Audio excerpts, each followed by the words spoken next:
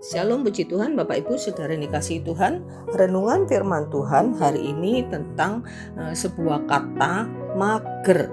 Ya, ini adalah kata atau istilah kekinian, ya, singkatan dari malas gerak.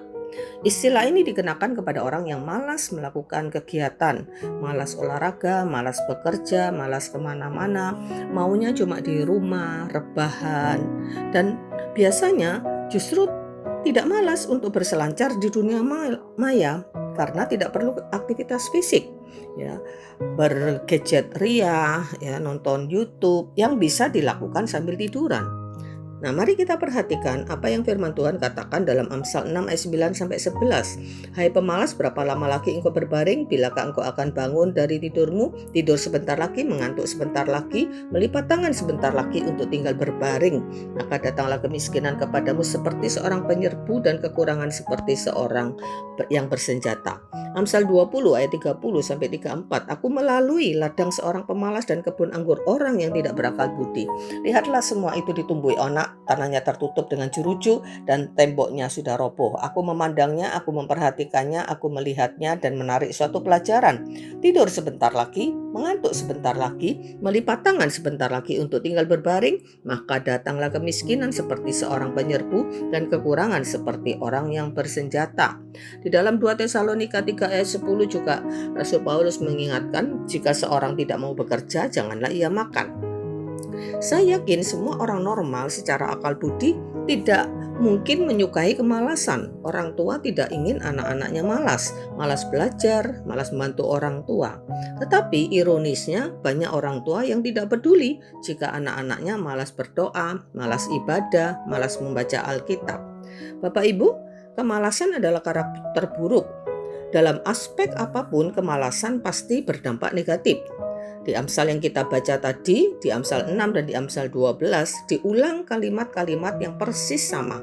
Maka datanglah kemiskinan seperti seorang penyerbu dan kekurangan seperti orang yang bersenjata. Maka jika kita tidak ingin keluarga kita, anak-anak kita jatuh miskin dan mendapat serangan seperti seorang penyerbu, ya jalannya harus rajin. Banyak ayat Alkitab dalam kitab Amsal itu yang menulis tentang kemalasan. Karakter rajin harus diteladankan dan diajarkan oleh orang tua sejak kanak-kanak. Banyak orang tua yang karena sayangnya kepada anak, tidak mengizinkan anaknya melakukan pekerjaan-pekerjaan, bahkan untuk dirinya sendiri walaupun anak itu sudah besar.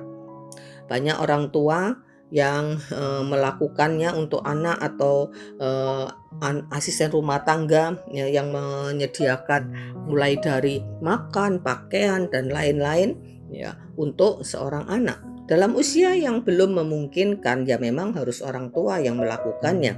Tetapi ketika seorang anak sudah mampu melakukan, maka orang tua harus mendisiplin anak untuk rajin.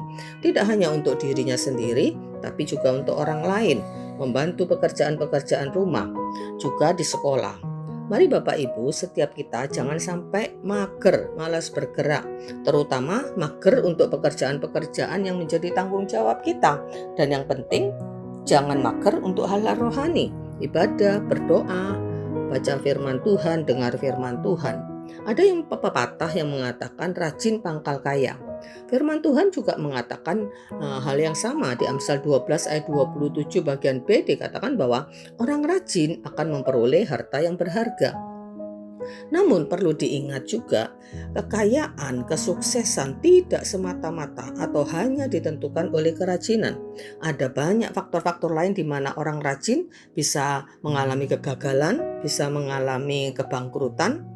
Tetapi bagi kita orang-orang percaya harus mempercayai kedaulatan Tuhan dan kebenaran firman Tuhan, bahwa kekayaan duniawi tidak boleh menjadi tujuan hidup kita.